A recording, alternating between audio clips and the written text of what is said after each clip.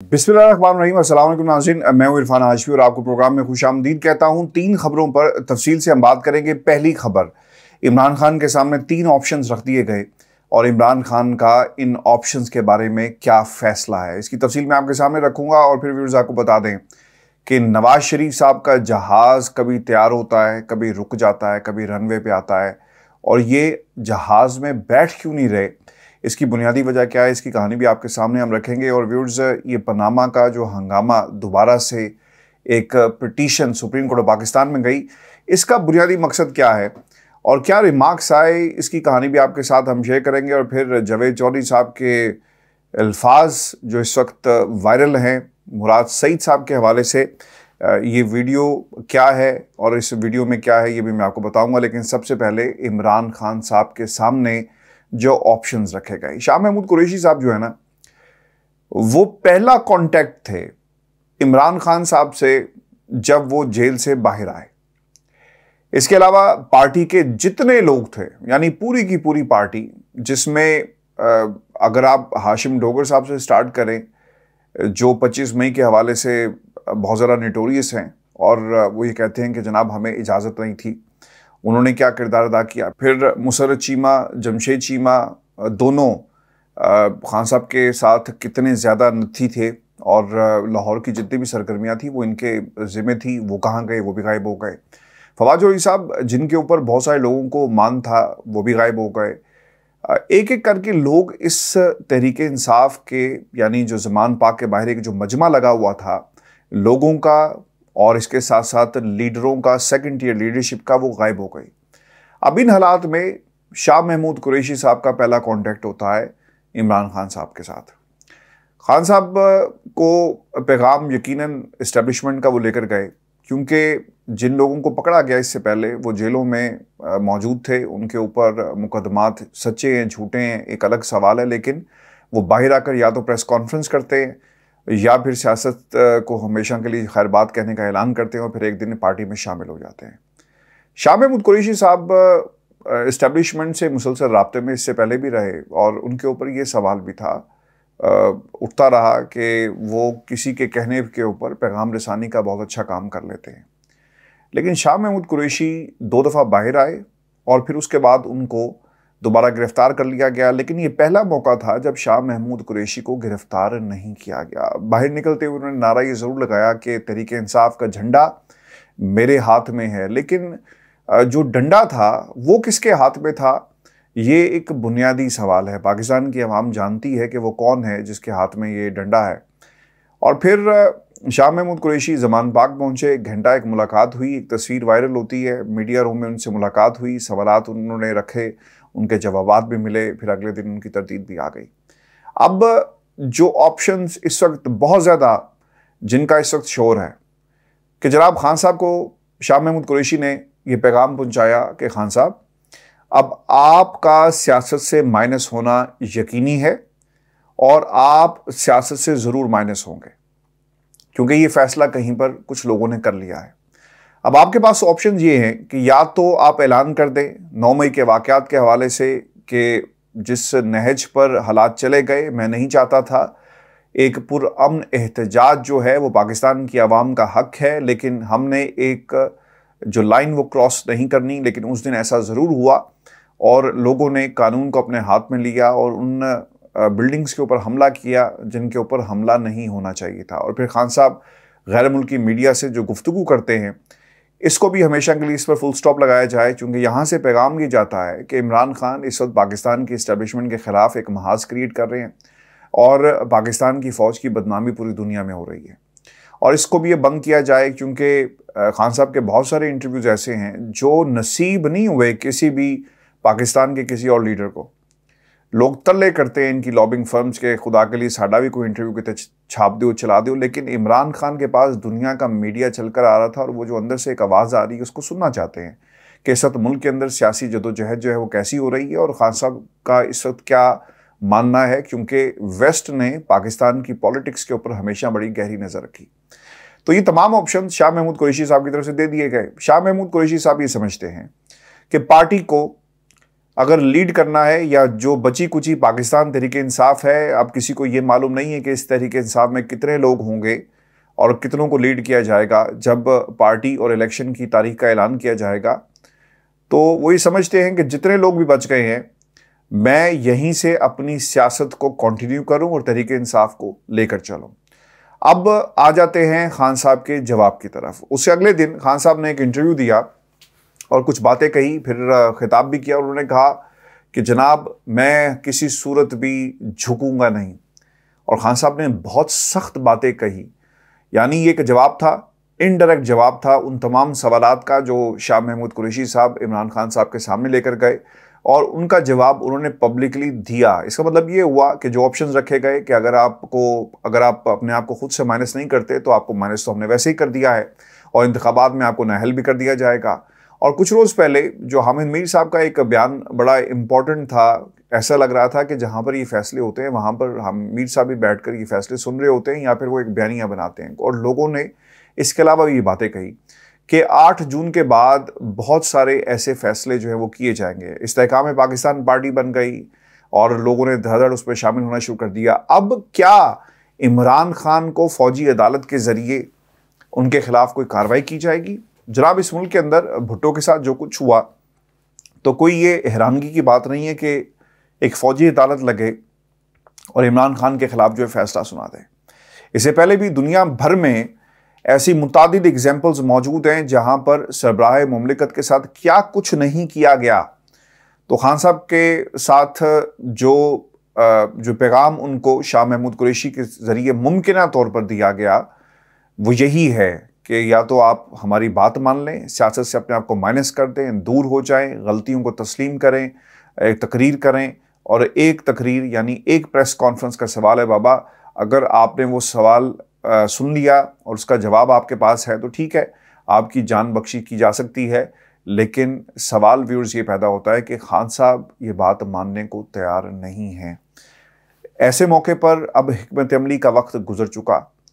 जब लोगों से मुज़ाकरात की बात मैं यहाँ पर बैठकर चीख कर रहा था ना कि ये जो आपके आरिफ अलवी साहब हैं वो पैगाम लेकर गए कि खान साहब लोगों से बात करें, ज़मान पाक से बाहर निकलें।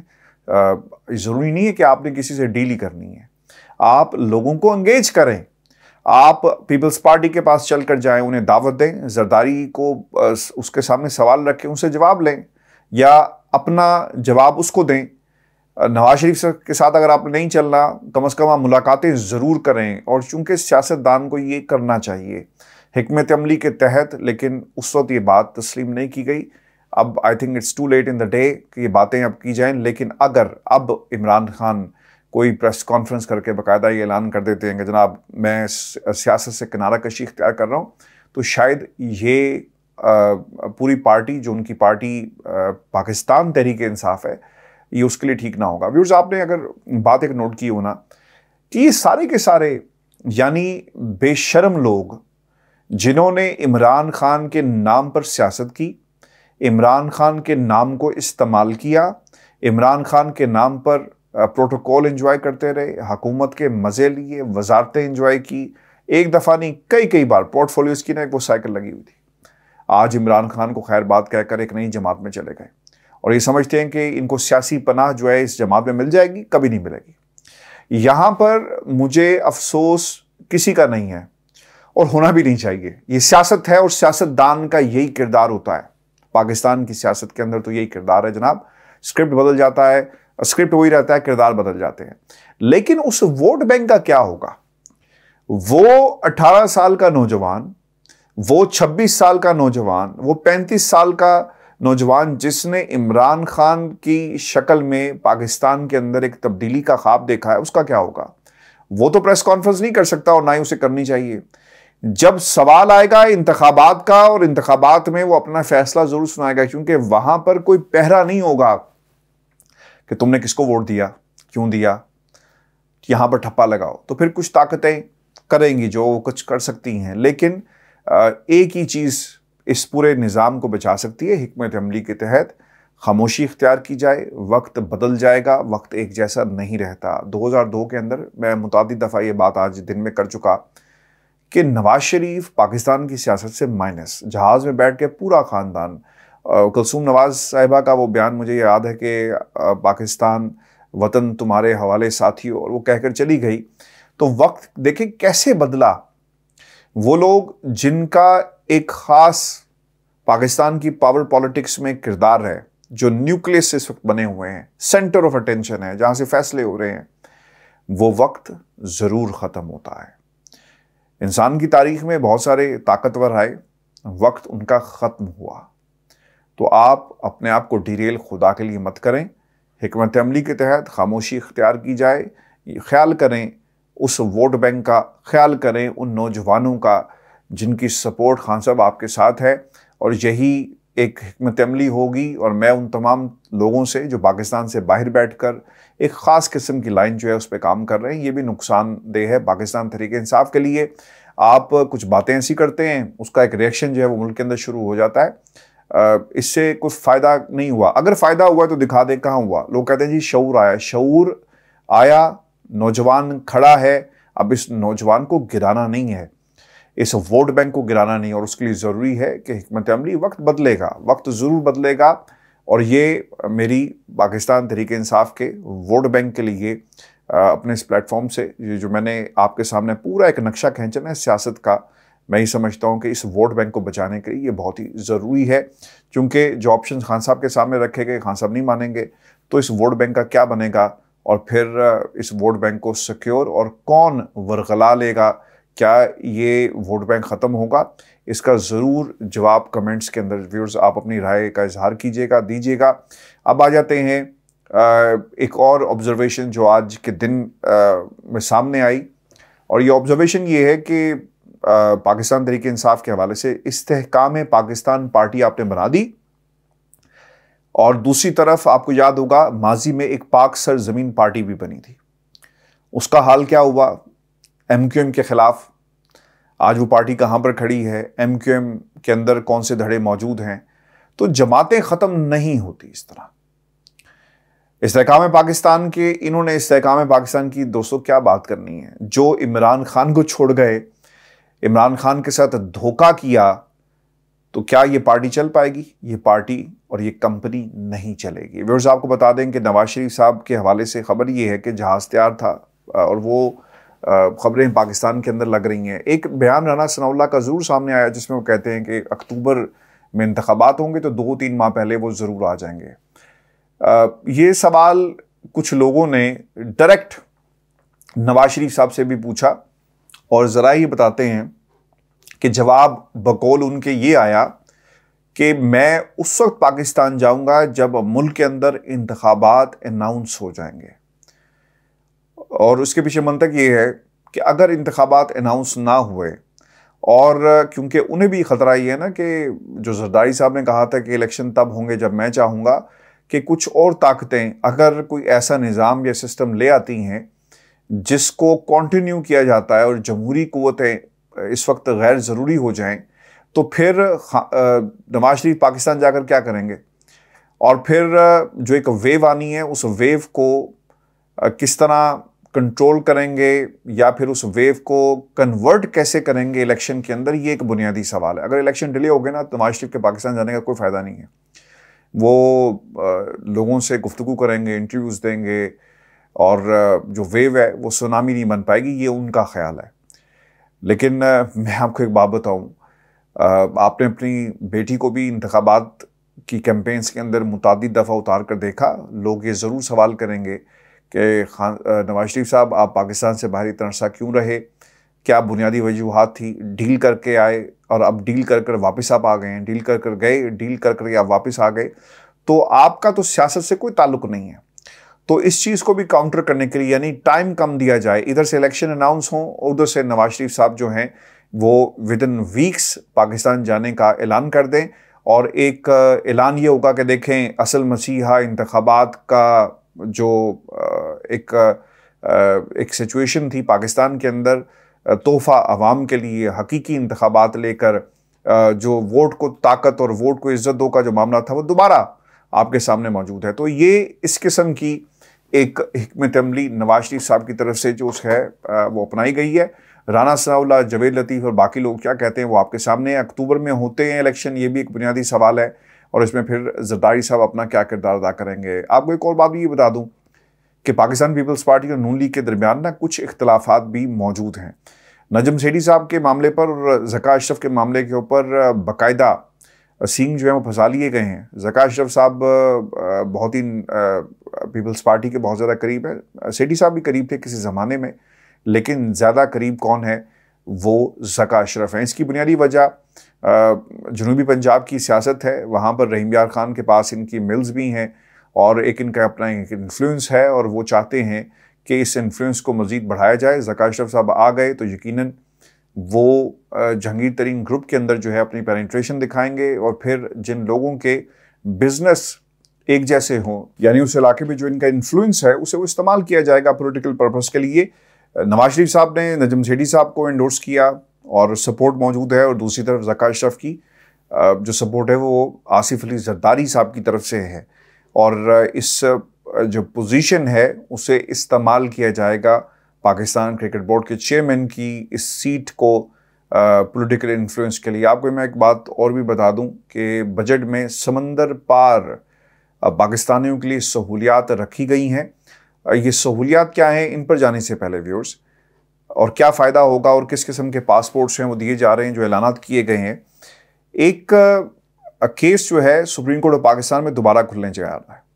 ये दरख्वास्त जमात इस्लामी की तरफ से की गई कि जनाब जो 436 लोग थे इनके हवाले से दोबारा जो है वो केस सुना जाए, और इसके ऊपर भी कोई जो है वो फैसला सुनाया जाए। ऐसे वक्त में जब नवाज शरीफ पाकिस्तान आने की तैयारियां कर रहे हैं उस वक्त ये केस लग जाता है। जमात इस्लामी बाकायदा एक्टिव हो गई। इस पर जस्टिस तारिक सरदार साहब के रिमार्क्स आए कि जनाब आपको 7 साल बाद ऐसा क्या सूझा कि आप आ गए, आपको ये उस वक्त क्यों ख्याल नहीं आया कि आपने ख़ानदान को तो पकड़ लिया, बाकी लोगों को आपने क्यों नहीं पकड़ा। तो ये वो एक डिफरेंस ऑफ ओपिनियन है जो उस वक्त यकीनन एक बुनियादी कानून का सवाल था कि जब कानून सबके लिए बराबर है, अगर नवाज शरीफ को आपने पकड़ना था बिल्कुल ठीक है आप पकड़ें, उस पर फैसला भी सही नहीं किया, ये गलत बात है, लेकिन बाकी जो 436 खानदान थे पाकिस्तानी थे उनके खिलाफ क्यों कार्रवाई नहीं हुई, और वो 436 पाकिस्तानी कौन है और इनका ताल्लुक क्या है, ये भी एक बुनियादी सवाल है। अब जुडिशल तहकीकात के हवाले से कहा जा रहा है, लेकिन इसके पीछे भी एक पॉलिटिकल एंगलिंग ये है कि जब इन लोगों के खिलाफ कार्रवाई नहीं होगी ना, और सुप्रीम कोर्ट ऑफ पाकिस्तान कहेगी कि अच्छा देखते हैं करते हैं, तो नवाज शरीफ को एक और पॉइंट स्कोरिंग का मौका मिल जाएगा, और वो ये कहेगा कि यार कानून नवाज शरीफ ही मिले सी और साजिश की गई सिर्फ और सिर्फ मेरे खिलाफ, और 436 जो पाकिस्तानी थे आपने उनके खिलाफ क्यों कोई इकदाम नहीं किया। मैं उन तमाम लोगों को जिनका ताल्लुक पाकिस्तान तहरीक इंसाफ से, जो हमें सुनते हैं इस प्लेटफॉर्म के ऊपर और जो दीगर लोग भी हैं, उनके लिए ये सिर्फ सीखने की बात है, समझने की बात है कि नवाज शरीफ साहब की हुकूमत ख़त्म हुई और उसके बाद 2018 के इंतखाबात हो जाते हैं। आपकी हुकूमत ख़त्म हुए तकरीबन आज कोई 8-9 बरस गुजर चुके, और उसके बाद नवाज शरीफ का रिवाइवल हो रहा है पाकिस्तान के अंदर। तो इतनी जल्दबाजी नहीं करनी चाहिए। तहरीक इंसाफ ज़रूर अपने पाँव पर खड़ी होगी और ये ज़रूर हुकूमत बनाएगी, लेकिन सिर्फ़ और सिर्फ आपको सियासत करनी है और रास्ते तलाश करने हैं। अगर आप सियासत नहीं करेंगे, रास्ते तलाश नहीं करेंगे, तो फिर बहुत देर लग जाएगी, और वो जो वोट बैंक है ना, 2.5-3 करोड़ नौजवान जो आपके साथ खड़ा है, उसको कोई रास्ता नज़र नहीं आएगा। तो लिहाजा सियासत करें, रास्ते तलाश करें, मंजिल जो है वो बहुत करीब होगी। नवाज शरीफ अगर इतने बरस के बाद चीज़ें कंट्रोल कर सकता है, और इस मुल्क का आर्मी चीफ जो है उसके लगाने का और उसका फ़ैसला भी नवाज शरीफ ने, जो एक मुजरिम है आज की तारीख में भी, वो कर सकता है ना, तो फिर खान साहब आप पे तो सारे इल्ज़ामात हैं, आप भी बहुत सारे फ़ैसले जो हैं वो करेंगे, और सिर्फ रास्ते तलाश करने की ज़रूरत है। ये देखें, ये जो केस है पनामा का, इन्होंने एक रास्ता ये भी निकाल लिया ना अपने आप को क्लीन करने के लिए, तो इंशाल्लाह रास्ते जो हैं वो ज़रूर निकलेंगे। अच्छा व्यूअर्स, एक वीडियो है, मुझे किसी ने क्लिप भेजा, तो मैंने कहा चलें आपके साथ शेयर ही करते हैं कि जावेद चौधरी साहब ने अपनी वीडियो में ये कहा है कि मुराद सईद साहब कानून नाफिज करने वाले इदारों से छुपते फिर रहे हैं। वो वॉशरूम के कमोड और बेसन की टूटी चलाकर मैसेजेस करते हैं, ट्वीट करते हैं, इससे उनकी लोकेशन का अंदाज़ा नहीं होता, मगर अब कानून नाफिज करने वाले इदारों को इनकी लोकेशन का पता चल चुका है और वो बहुत जल्द उन तक पहुंच जाएंगे। और इनसे पहले उनके अफगानिस्तान में छुपने की बातें भी सामने आई थी। मैं हैरान हूं कि जावेद चौधरी साहब जैसा बंदा जो है वो इस किस्म की बात कर रहा है कि अगर आप कमोड या टूटी जो है वो चला दें तो आपकी लोकेशन जो है वो नहीं पता लग सकती। ये तो फिर आपने बहुत सारे इश्तिहारियों को और बहुत सारे चोरों लुटेरों को आपने एक बड़ा ज़बरदस्त किस्म का तरीका बता दिया कि जनाब जब आप लोगों ने छुपना हो तो आप बाथरूम में जाएं और कमोड और जो टूटी है वो चला दें तो आपकी लोकेशन जो है वो मालूम नहीं होगी। अब मुझे नहीं पता कि वो क्लिप जो है उनकी असल आवाज़ में ये क्या है, लेकिन इस पर भी ज़रूर कमेंट कीजिएगा। और व्यूअर्स आखिर में आपको बताएं कि तारकीन वतन समंदर पार पाकिस्तानियों के लिए कुछ ठंडी हवा के झोंके आए, इस पर भी कमेंट कीजिएगा कि ये वाकई ठंडी हवा के झोंके हैं क्या हैं। सहूलियात बजट में देने का ऐलान किया है और जो वफाकी बजट के सामने आने की तजावीज़ में कहा गया कि बैरून मुल्क मुकीम पाकिस्तानियों के ज़र मुबादला का अहम तरीन ज़रिया है और तफसीलात ज़र हमारी बरामदात के 90% के बराबर है। कानूनी तरीके से माला को फ़रोग के लिए मंदरजा झैल बरात दी जाएंगी। बैरून मुल्क पाकिस्तानियों की तरफ से गैर मनकूला जदादें मूवेबल प्रॉपर्टीज़ यानी उनके घर ख़रीदने पर मौजूदा 2% फ़ाइनल टैक्स ख़त्म किया जा रहा है। बिल्कुल ज़बरदस्त ये काम हुआ है जी।